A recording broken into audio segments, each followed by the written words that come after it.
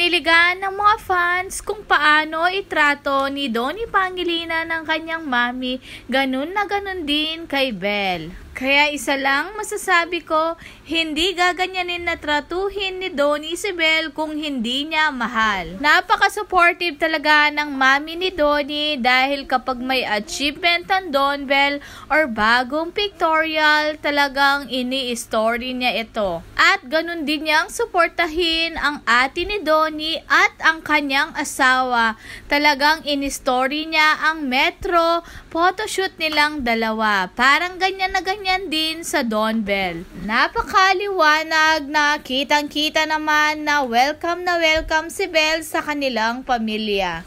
At may bagong post din ng mga nakababatang kapatid ni Belle at nakita ng mga netizen na parang si Donnie at Belle lang ang kanilang nakita. Pati sa kanilang suot na black and white na silang sila talaga.